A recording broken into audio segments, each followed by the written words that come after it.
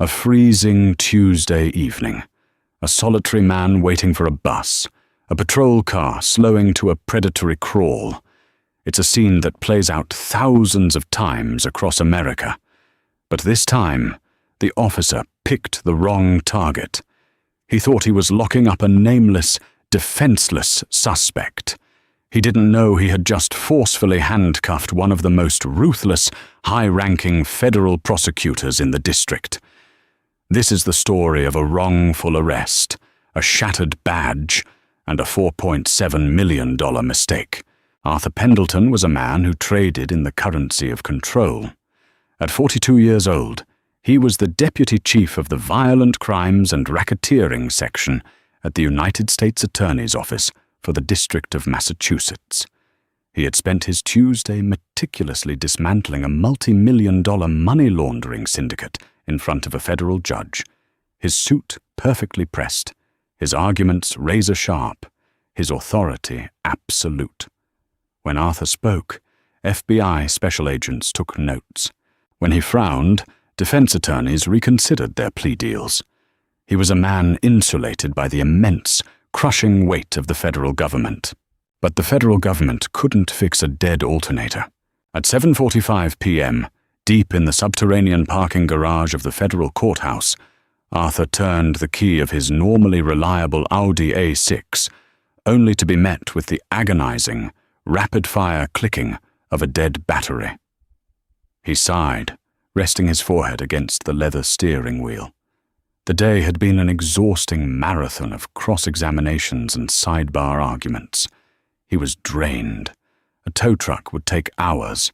He decided to leave the car, take the T for a few stops, and catch the 66 bus the rest of the way to his home in Brookline.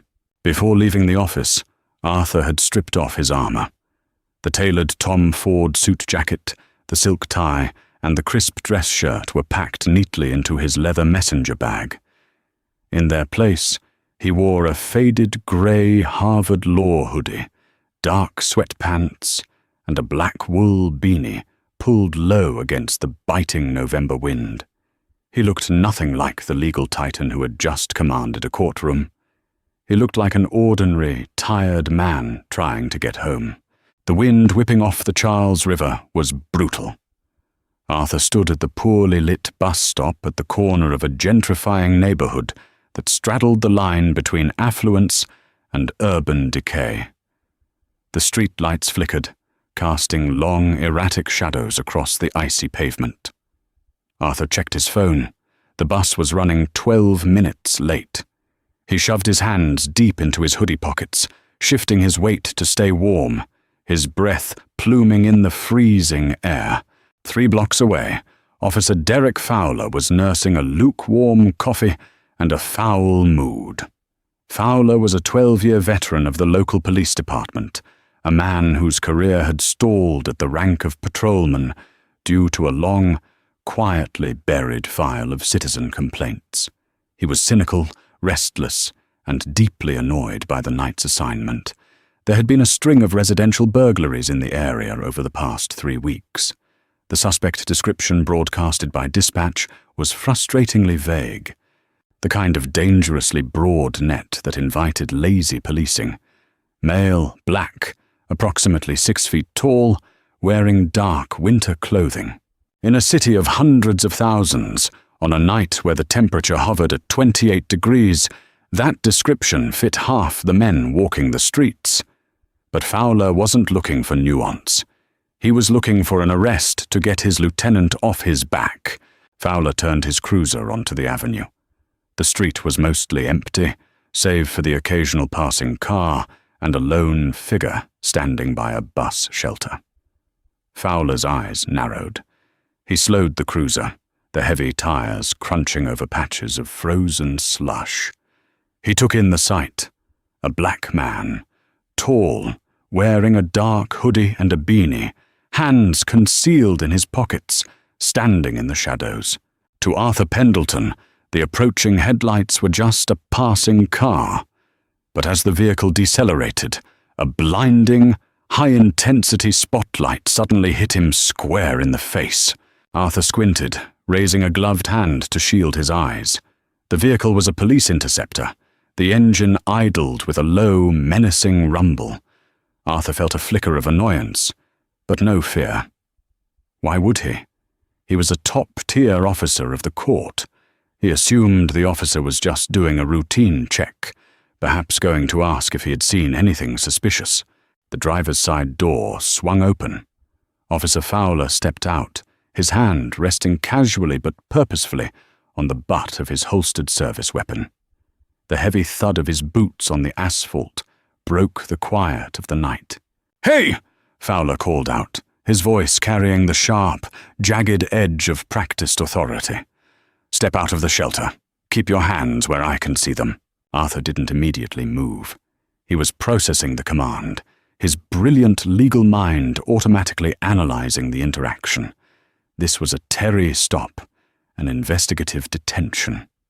Under the Fourth Amendment, the officer needed reasonable, articulable suspicion that a crime had been, was being, or was about to be committed. Standing at a bus stop was not a crime. "I said, get your hands out of your pockets and step into the light!" Fowler barked, closing the distance. Arthur slowly withdrew his hands, making sure his palms were open and empty. He stepped forward into the harsh glare of the spotlight. "Officer," Arthur said, his voice calm, measured, and entirely devoid of the panic Fowler was used to hearing. "I'm just waiting for the 66 bus. It's supposed to be here in a few minutes. Is there a problem?" "I'll ask the questions," Fowler snapped. He stopped about 4 feet away, shining his heavy mag light directly into Arthur's eyes, despite the spotlight already illuminating the area. "What are you doing out here?" "I just told you. I'm waiting for the bus," Arthur replied, his tone remaining even, though a deep, simmering frustration began to take root in his chest. "My car broke down downtown." "You live around here?" "In Brookline," Arthur answered. "Got any ID on you?" Fowler demanded. This was the pivot point, the moment where the law separated the citizens from the subjects. Arthur knew the statutes of the state perfectly. It was a stop and identify state, but only if the officer had reasonable suspicion of a crime. Arthur was a black man in a hoodie, yes, but he was also a man who had dedicated his life to upholding the Constitution. He decided to establish the legal baseline. "Officer," Arthur said politely but firmly, "before I reach into my bag for my identification, could you please tell me what reasonable suspicion you have to detain me? Am I suspected of committing a crime?" The question hung in the freezing air. To Arthur, it was a standard procedural inquiry. To Officer Derek Fowler, it was an act of profound, unforgivable disrespect. Fowler's jaw tightened. The subtle shift in the officer's body language was instantaneous. The casual arrogance morphed into aggressive hostility. In Fowler's world, people on the street didn't use terms like reasonable suspicion. If they did, they were either sovereign citizens or smart alecks looking for a fight. Fowler despised both. "I don't need to give you a law lesson, buddy," Fowler sneered, taking a step closer, invading Arthur's personal space. The smell of stale coffee and peppermint gum wafted off the officer. "We've had burglaries in this area. You fit the description. Now, you're going to give me your ID, or I'm going to take you in for obstruction. Your choice." Arthur's mind raced. Fit the description. The oldest, most legally fragile excuse in the book. A vague description of a suspect does not grant law enforcement carte blanche to detain anyone who matches the race and gender of the suspect, especially absent any other suspicious behavior. Arthur knew that if he were a white man in a suit, this conversation wouldn't be happening. "I understand you're doing your job, officer," Arthur said, keeping his voice carefully modulated, avoiding any sudden movements. "But standing at a marked public transit stop is not suspicious behavior. I am declining your request for identification, as is my Fourth Amendment right, and I would like to know if I am free to go. Am I free to go? The magic words. In a courtroom, those words established whether a person was legally seized. Fowler's face turned an ugly shade of red. He wasn't used to being calmly outmaneuvered on the sidewalk. He was used to fear, compliance, or belligerence, all of which he knew how to handle with force. This cold, clinical defiance infuriated him. "You're not going anywhere," Fowler growled. Without warning, he lunged forward, grabbing Arthur by the upper arm with a bruising grip. Arthur gasped in shock, instinct causing his muscles to stiffen. "What are you doing? Do not touch me! Stop resisting!" Fowler yelled, the phrase a pre-programmed defense mechanism meant for his body camera and any potential witnesses. He yanked Arthur forward, spinning him around and slamming him chest first against the cold, plexiglass wall of the bus shelter. The impact knocked the breath out of Arthur. The sheer indignity of it, the physical violation, sent a surge of adrenaline through his veins. His cheek was pressed against the freezing, grime-covered glass. Out of the corner of his eye, he saw the 66 bus finally pull up to the corner, its pneumatic brakes hissing. The doors opened, and a handful of passengers stared in wide-eyed horror at the scene. A police officer, roughly subduing a black man in a hoodie. "I am not resisting," Arthur stated loudly, ensuring his voice was clear for the officer's microphone. He deliberately went limp, offering absolutely zero physical opposition. He knew the statistics. He knew how quickly a bruised ego with a badge could turn a sidewalk into a crime scene. He would fight this, but not in the street. He would fight it in the arena he owned.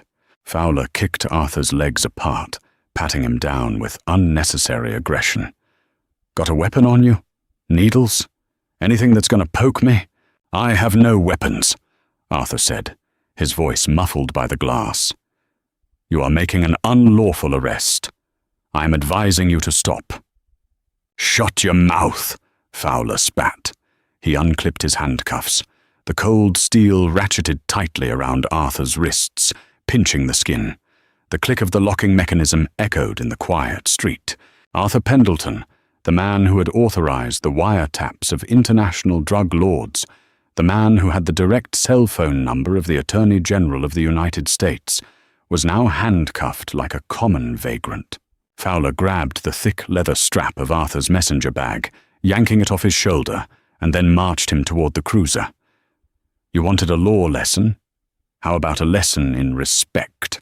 Fowler muttered, opening the back door of the Interceptor.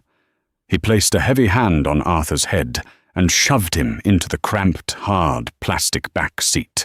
The door slammed shut, trapping Arthur in the suffocating, dark interior of the police car. It smelled of old sweat, vomit, and heavy industrial cleaner. He shifted his weight, the handcuffs biting into his wrists with every movement.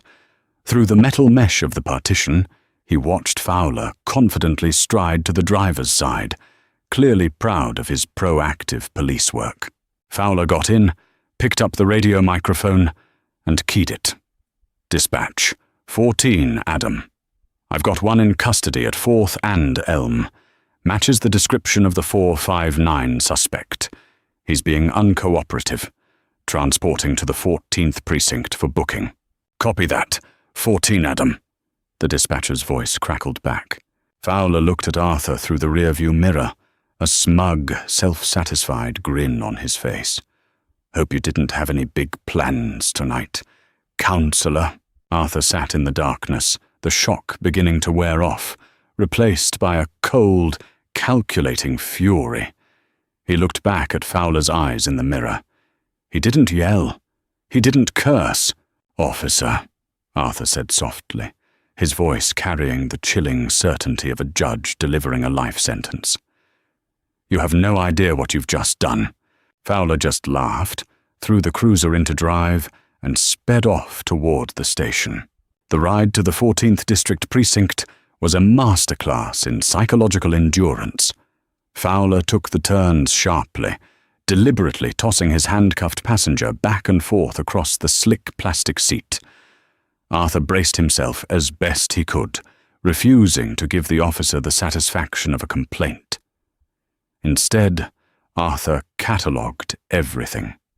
The exact time, the street names they passed, Fowler's badge number, which he had memorized the second the spotlight hit him, the exact phrasing of Fowler's threats. Arthur's mind was a steel trap, building a federal civil rights lawsuit piece by meticulous piece. The cruiser pulled into the secure sally port of the precinct. The heavy steel garage doors rattled shut behind them.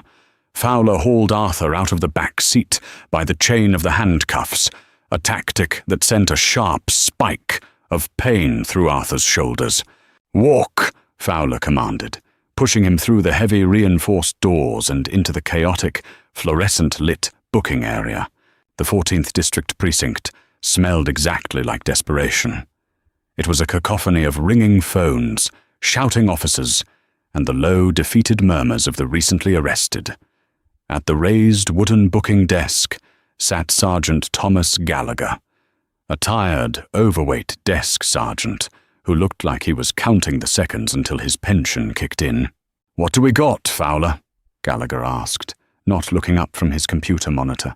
"Caught our prowler from the heights," Fowler announced proudly, bringing Arthur to a halt in front of the desk.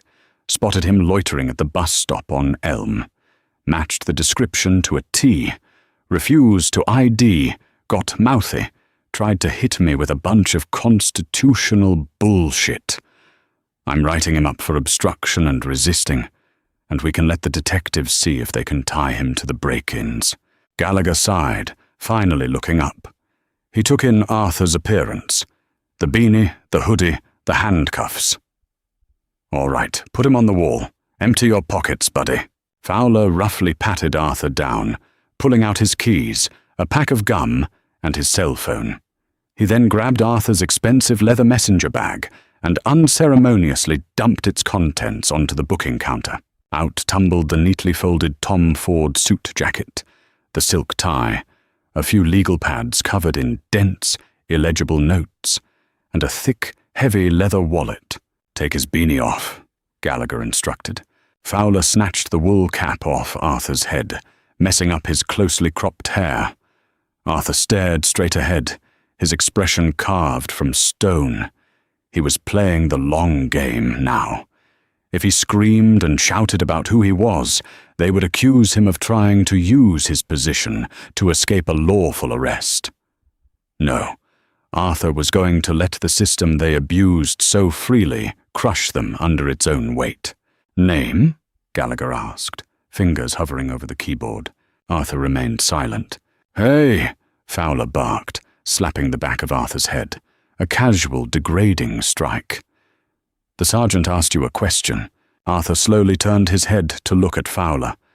The intensity in Arthur's eyes was so profound, so utterly devoid of fear, that Fowler unconsciously took a half-step back.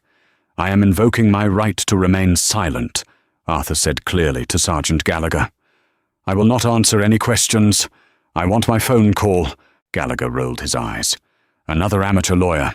Fine, put him in holding cell 3. I'll log his property." Fowler grabbed Arthur's arm and led him away from the desk, down a dingy, green-tiled hallway.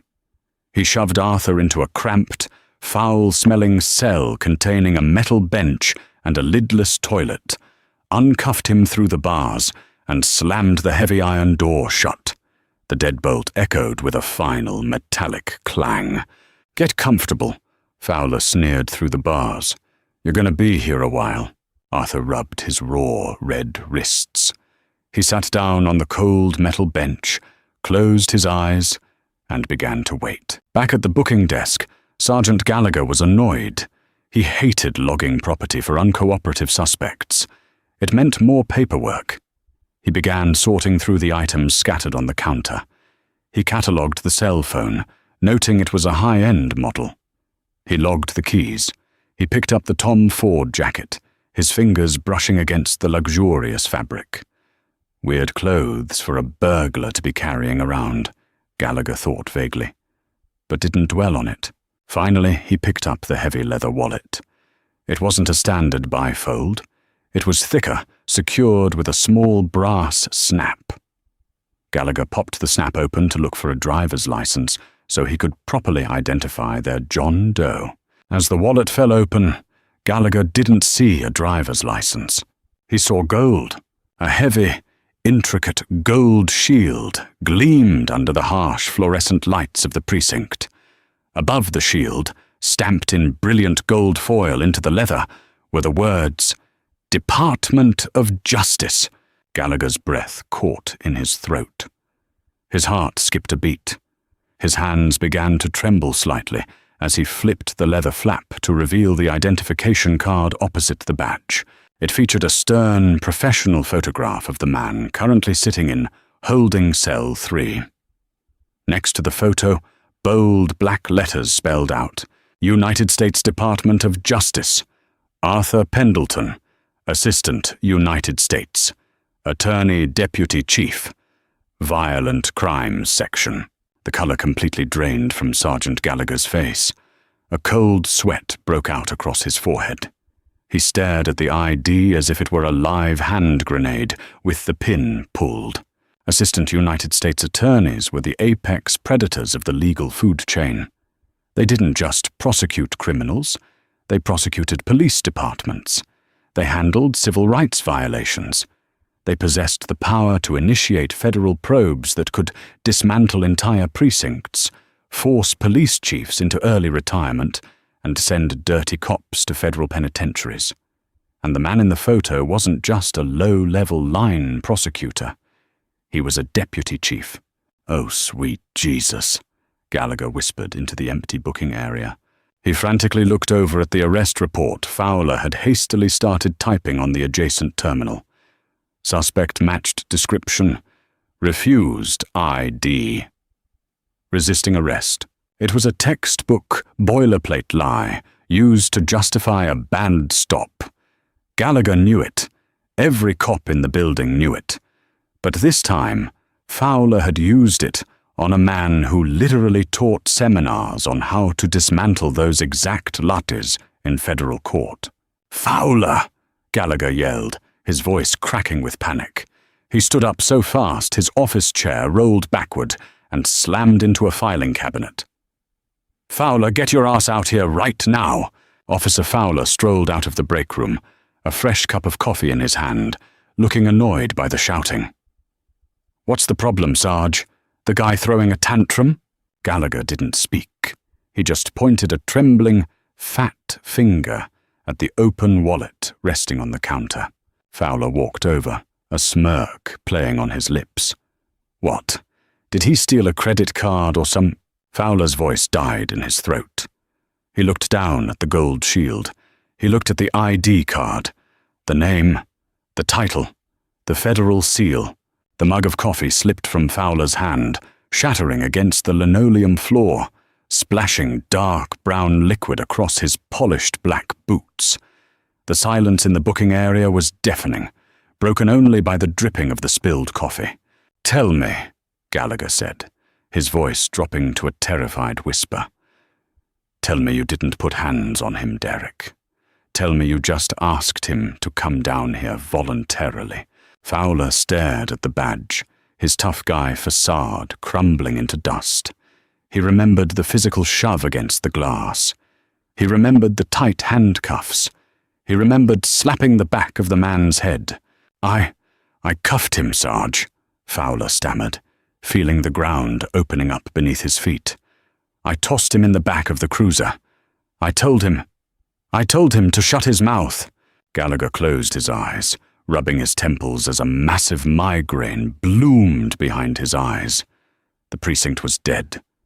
They were all dead. "Get the captain," Gallagher breathed. "Wake him up.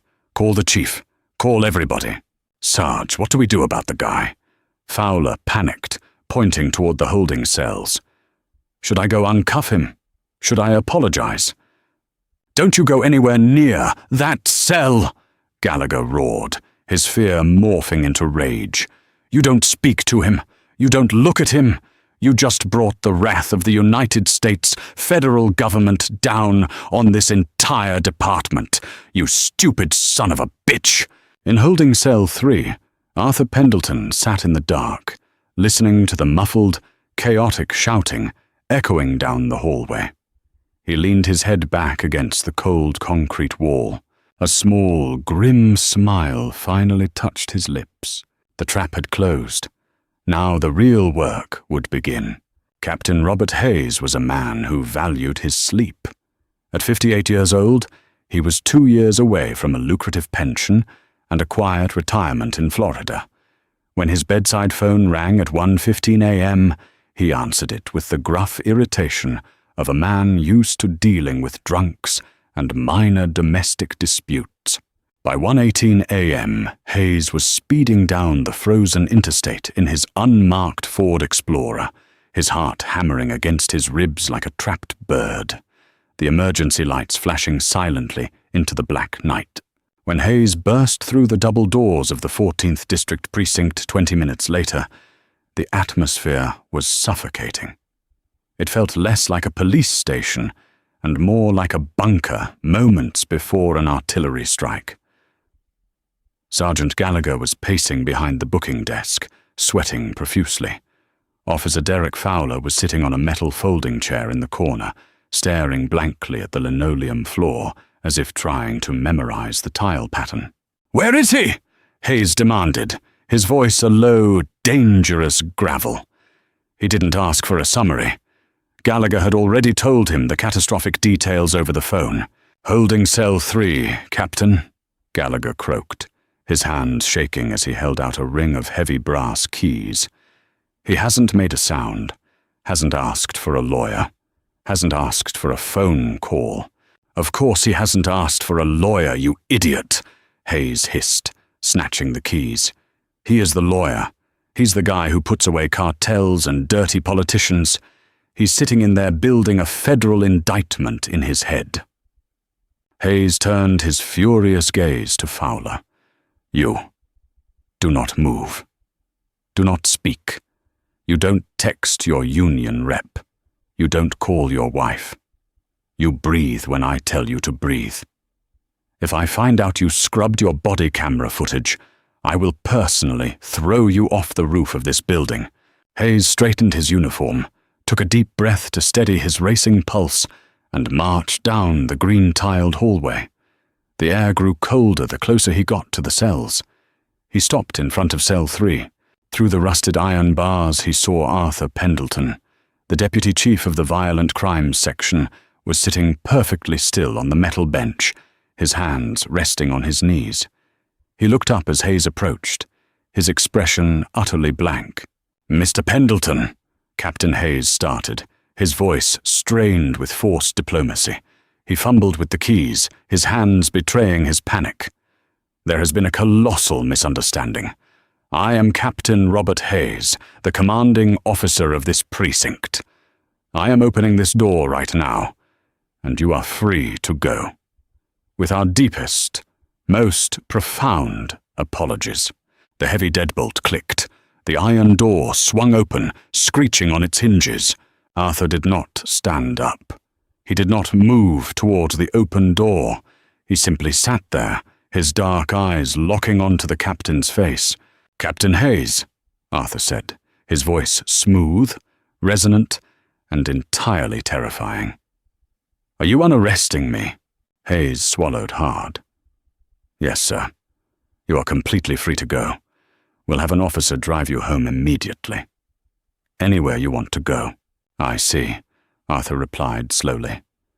"And under what legal authority was I detained, transported, and locked in this cage?" "It was a mistake, sir. The officer—" "A mistake is a typo on a parking ticket, Captain," Arthur interrupted, his tone chillingly polite, but slicing like a scalpel.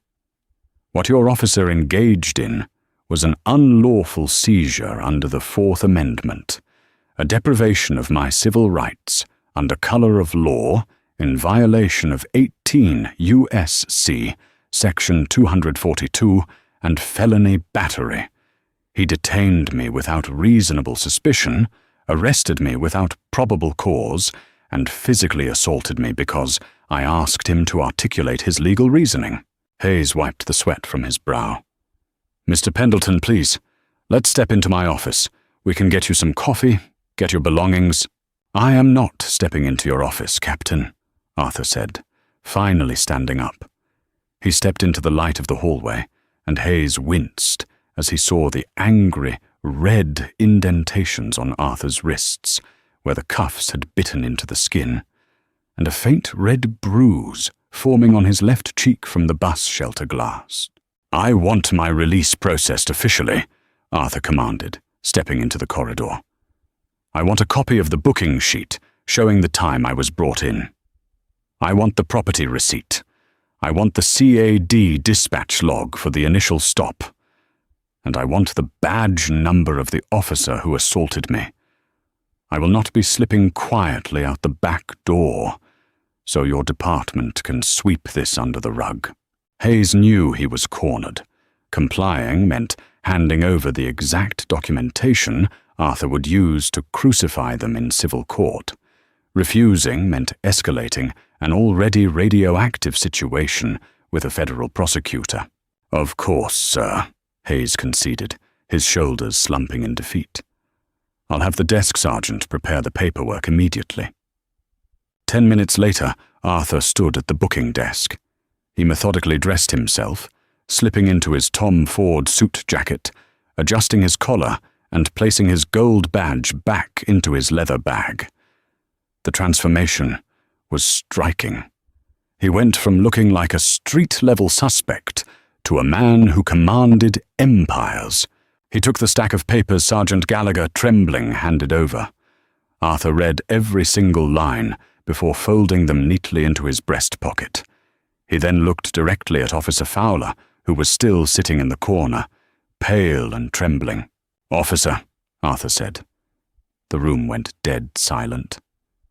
"In my line of work, I see a lot of bad men. But the ones who hide behind a badge to bully people on the street, they are my absolute favorite to prosecute. Get a very good lawyer."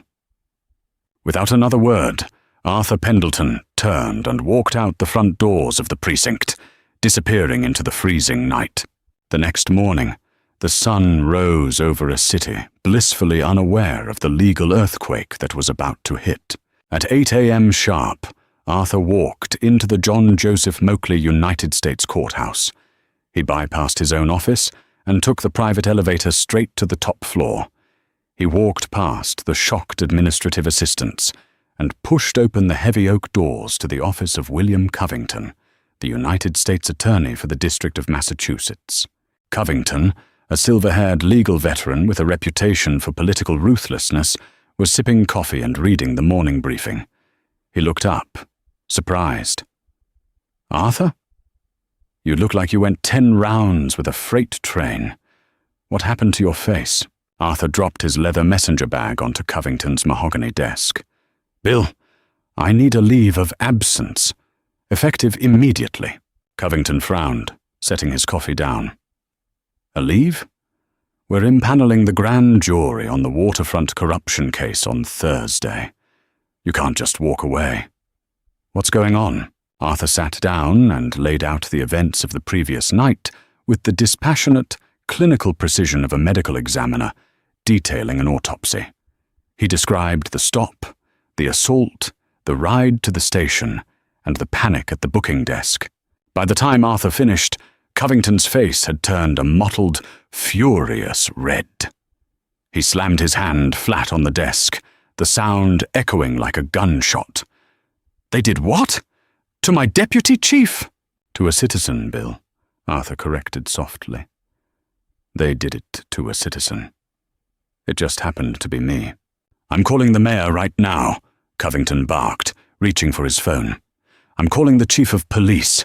I'll have that officer's badge on my desk by noon, and I'll have the FBI open a civil rights probe by 1 p.m. "No," Arthur said firmly. "If you do that, it becomes a political favor. A quiet firing behind closed doors to appease the U.S. Attorney's Office. The department learns nothing. The public sees nothing. And tomorrow night, another black man in a hoodie gets his face slammed against the glass. Covington paused, his hand hovering over the receiver. "So, what's your play, Arthur?" "I am stepping back from my federal duties to avoid a conflict of interest.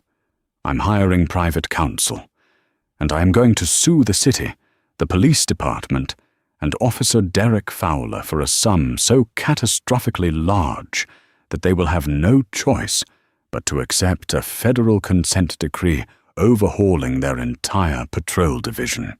Covington leaned back in his leather chair, a slow, predatory smile spreading across his face. "Who are you hiring?" 3 hours later, Arthur was sitting in the sleek, glass-walled conference room of Richard Caldwell. Caldwell was the most feared civil rights attorney on the Eastern Seaboard, a man who had extracted hundreds of millions of dollars from corrupt municipalities and possessed a theatrical flair for media warfare. "They messed up, Arthur. They messed up on a biblical scale," Caldwell said, pacing the length of the conference room, energized by the details. "We hit them with a 42 U.S. C-section, 1,983 lawsuit. We claim false arrest, excessive force, malicious prosecution, and intentional infliction of emotional distress. I want the systemic issues addressed, Richard," Arthur warned. "This isn't just about a payout." Fowler was confident. He didn't think twice about lying on the arrest report. That means he's done it 100 times before, and his supervisors have signed off on it 100 times. "We will rip their internal affairs records wide open during discovery," Caldwell promised. But the police department wasn't going to roll over and die. Within 48 hours, whispers began leaking to the local press, orchestrated by the aggressive local police union. Anonymous sources claimed that Arthur was acting erratically, that he matched the description of a violent felon, and that the physical force used was minimal and within department guidelines. They were trying to control the narrative. They claimed Fowler's body camera had malfunctioned during the initial encounter, a convenient, predictable lie. They didn't know Arthur was already 3 steps ahead. The day after his release, while the police department was frantically trying to get their story straight, Arthur had quietly hired a private investigator to execute a preservation letter to the Massachusetts Bay Transportation Authority. The police forgot about the 66 bus. When the bus had pulled up to the stop, its high-definition, forward-facing security camera had a perfectly clear, brightly lit view of the entire bus shelter. 7 days after the arrest, Richard Caldwell held a press conference on the steps of the federal courthouse. Every major news network was present. Microphones bristled on the podium. Behind Caldwell stood Arthur Pendleton, wearing a pristine navy suit, his face calm and unreadable. Last Tuesday, a distinguished federal prosecutor was treated like a violent animal simply for standing at a bus stop, Caldwell thundered into the microphones, his voice echoing across the plaza. The police union has spent the last week lying to the public. They claimed Mr. Pendleton was aggressive. They claimed the officer's body camera was broken.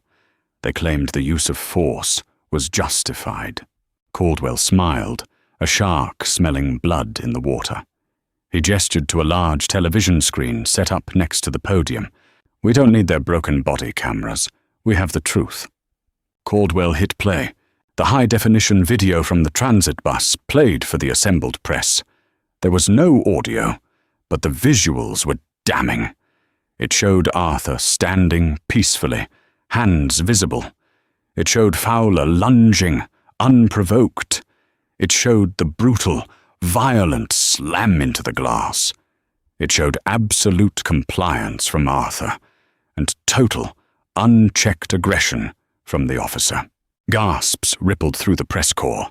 Camera shutters fired in a deafening crescendo. "Today," Caldwell announced over the noise.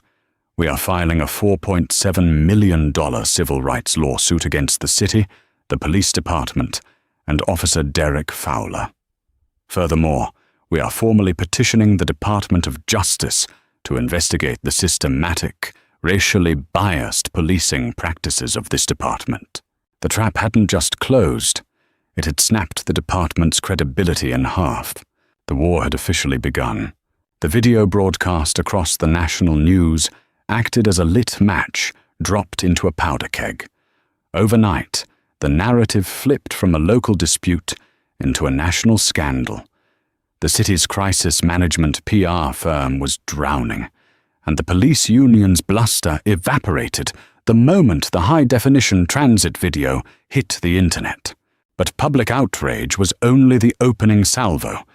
The real execution was scheduled for a Tuesday morning, exactly 4 months after the arrest, inside the sterile, glass-paneled conference room of Richard Caldwell's downtown law firm. It was time for the depositions. Sitting across the long mahogany table was Bradley Whitman, the chief litigator for the city. Whitman was a brilliant, pragmatic attorney who had made a career out of putting out fires started by reckless cops. But looking across the table at Richard Caldwell and a stone-faced Arthur Pendleton, Whitman knew he wasn't here to win. He was here to minimize the bleeding. Next to Whitman sat Officer Derek Fowler. Fowler had aged 5 years in 4 months. He had been placed on unpaid administrative leave following the press conference, stripped of his badge and his gun. He looked pale, wearing an ill-fitting grey suit, his eyes darting nervously around the room. Every time he glanced at Arthur, he quickly looked away. Arthur simply sat with his hands folded, watching Fowler with the cold, unblinking intensity of a hawk circling a wounded rabbit. A court reporter sat at the head of the table, fingers hovering over her stenotype machine. "State your name for the record," Caldwell began, adjusting his glasses. "Derek Andrew Fowler," he mumbled. "Speak up for the reporter, please," Caldwell instructed sharply. For the next 3 hours, Caldwell walked Fowler through the agonizing minutiae of his career, his training, and the night of November 12th. Caldwell was a surgeon with his questions, slowly boxing Fowler into a corner, built entirely out of the officer's own sworn police reports. "Officer Fowler," Caldwell said, pulling a document from a thick manila folder. "In your official arrest report, you stated that you approached Mr. Pendleton because he perfectly matched the description of a suspect, wanted, for a string of residential burglaries in the area. Is that correct?" "Yes," Fowler answered defensively. "Dispatch put out a BOLO for a black male, tall, wearing dark winter clothing, and you believed Mr. Pendleton, who was standing at a brightly lit public bus stop reading an email on his phone, was actively fleeing a burglary." "I had reasonable suspicion to initiate an investigatory stop," Fowler recited, clearly parroting Whitman's coaching. Caldwell smiled, a terrifying, predatory grin. He reached into his briefcase and produced a thick stack of paper bound with a blue legal cover. He slid it across the table. "Exhibit C, Mr. Whitman, for your review." Whitman frowned, flipping open the document. "Officer Fowler," Caldwell continued, his voice echoing in the quiet room. "This is a certified transcript of the Central Dispatch logs for the 14th District on the night in question. Let me direct your attention to page 12, time-stamped 7:42 p.m. 8 minutes before you activated your emergency lights and approached my client." Fowler swallowed hard. The silence in the room suddenly felt heavy, suffocating. "According to this log," Caldwell read aloud, "Unit 14 boy apprehended the burglary suspect hiding in an alley on 9th Street. The suspect was a 19-year-old male wearing a bright red puffer jacket and blue jeans. Dispatch broadcasted this apprehension on the primary tactical channel, the exact channel your radio was tuned to. Dispatch cleared the bolo at 7:43 p.m. Whitman closed his eyes and pinched the bridge of his nose. He hadn't seen this. The police department had buried the dispatch log. Officer Fowler. Caldwell leaned across the table, his voice dropping to a dangerous whisper. You knew the suspect had already been caught. You knew the bolo was cancelled. You had absolutely zero legal justification to stop my client. You didn't stop him because he matched a description. You stopped him because you wanted to harass a black man in a hoodie who had the audacity to exist in your patrol sector. Isn't that right? I didn't hear the radio call, Fowler stammered, sweat beading on his upper lip. It was noisy. My radio volume must have been down. Your volume was down? Caldwell countered instantly, producing another sheet of paper. Then how did you respond to a status check from the dispatch at 7:45 p.m. on that exact same channel? You acknowledged the apprehension of the suspect, Officer Fowler. I have the audio recording. Fowler's face drained of all color. He looked at Whitman for help, but the city attorney was staring a hole through the mahogany table. Let's move on to the body camera, Caldwell said, relentless. You claimed in your sworn internal affairs statement that your Axon body camera malfunctioned during the physical altercation, that it shorted out due to the cold. That's what happened, Fowler insisted, his voice trembling. Technology fails. Arthur Pendleton finally shifted in his seat. He leaned forward, locking eyes with Fowler. The sheer contempt in Arthur's gaze made Fowler physically shrink in his chair. Officer Fowler, Caldwell said, we subpoenaed the metadata logs directly from Axon Enterprises, the manufacturer of your camera. Exhibit D. According to the internal software audit, the camera did not short out. The camera did not experience a battery failure. At 7:48 p.m. and 12 seconds, exactly 30 seconds before you stepped out of your cruiser to assault my client, the camera was manually powered down. The power button was held for 3 seconds until the unit disengaged. A collective gasp seemed to suck the air out of the room. Spoliation of evidence. Intentional destruction. It wasn't just a civil rights violation anymore. It was a federal crime. You turned it off, Caldwell stated, not asking a question.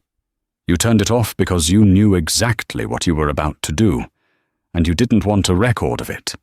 You just didn't count on the MBTA bus arriving right on time. Objection, Whitman interrupted weakly, though he knew it was pointless in a deposition. Counsel is badgering the witness. I'm finished, Caldwell said, slamming the folder shut.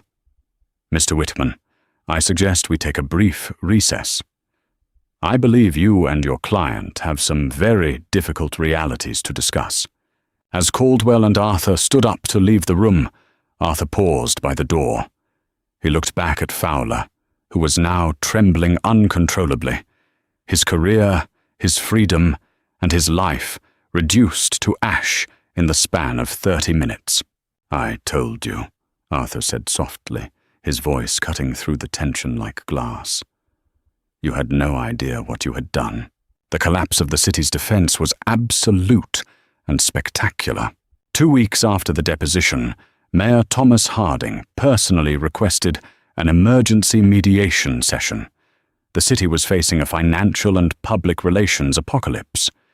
If Caldwell took this case to a federal jury with the dispatch logs, the Axon metadata, and the transit video, the damages wouldn't just be $5 million. A jury would award $20 million just to punish the department. The mediation took place in a neutral, high-end arbitration facility overlooking the harbor. Mayor Harding, Chief of Police William Russo, and Bradley Whitman sat on one side. Arthur and Caldwell sat on the other. The mayor looked exhausted. Mr. Pendleton, Mr. Caldwell, the city is prepared to admit fault. What happened to you was a disgrace. We are prepared to offer a settlement of $1.5 million, tax-free, contingent upon a standard non-disclosure agreement. We want to make this right, and we want to move forward." Richard Caldwell didn't even look at his notes. He simply looked at Arthur. For the first time in the mediation, Arthur Pendleton spoke. "Mayor Harding," Arthur said, his voice calm, projecting the undeniable authority of a deputy chief prosecutor. "Let me explain the reality of your situation. You are not buying my silence. You are not sweeping this under the rug with a nuisance payout and an NDA. I am a sworn officer of the United States Department of Justice. My duty is to the law, not to your municipal budget." Arthur slid a single sheet of paper across the table. "These are my terms. There will be no negotiation." Whitman picked up the paper and read it. His eyes widened. "First," Arthur continued, "the financial compensation will be exactly $4.7 million, not a penny less. Second, Officer Derek Fowler will be terminated immediately, with cause, completely severing his right to a municipal pension. Third, Captain Robert Hayes and Sergeant Thomas Gallagher will be forced into early retirement for failure to supervise and falsification of public records." The police chief shifted uncomfortably. "Mr. Pendleton, we can't just dictate union pension terms." "I strongly suggest you figure it out, Chief," Arthur cut him off instantly. "Because if you don't, my fourth demand goes into effect. I will forward the unredacted discovery file from this civil case to the Civil Rights Division of the FBI. I will personally ensure they open a pattern or practice investigation into the 14th District. They will put your entire department under a federal consent decree. They will dictate your hiring, your firing, your training, and your budget for the next 10 years.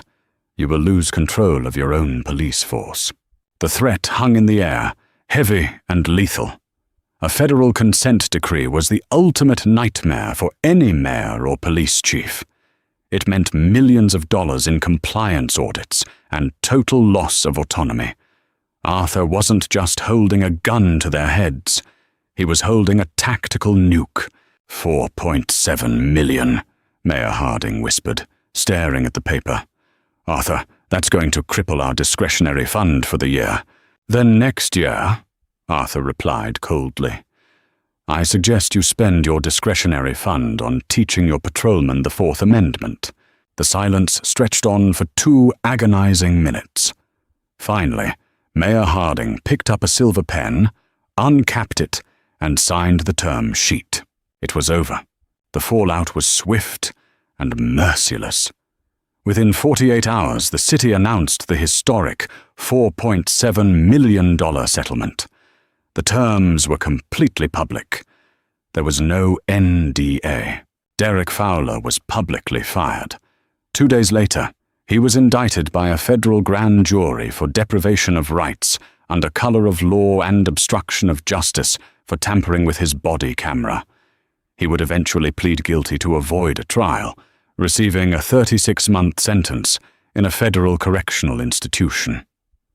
He lost his badge, his freedom, and his pension. Captain Hayes and Sergeant Gallagher quietly submitted their retirement papers, vanishing into obscurity, their reputations permanently tarnished. The 14th District Precinct was gutted and overhauled, its command structure replaced by reform-minded officers terrified of federal oversight. As for Arthur Pendleton, the $4.7 million was wired into a trust. He donated $2 million to a legal defense fund dedicated to providing high-powered representation for marginalized citizens who were victims of police brutality. He kept the rest. On a crisp Monday morning, 6 months after a dead car battery changed the course of his life, Arthur walked back into the John Joseph Mockley United States Courthouse. He took the elevator up, bypassed the administrative assistants, and walked into his office. His tailored Tom Ford suit fit perfectly. The heavy gold badge of the Department of Justice rested securely in his pocket. He sat down at his desk, opened a fresh case file, and picked up his pen. He was the deputy chief of the violent crimes section, and he still had a lot of work to do. The story of Arthur Pendleton is a chilling reminder of how quickly power can be abused when officers believe they are operating in the dark. Derek Fowler thought he had found an easy victim, someone whose rights he could crush without consequence. He learned the hard way that accountability can come from the most unexpected places. It's a powerful lesson in knowing your rights, standing your ground, and forcing a broken system to answer for its crimes. If this real-life legal takedown made your blood boil and your heart race, make sure to hit that like button, share this video with anyone who loves justice, and subscribe to the channel for more incredible true stories.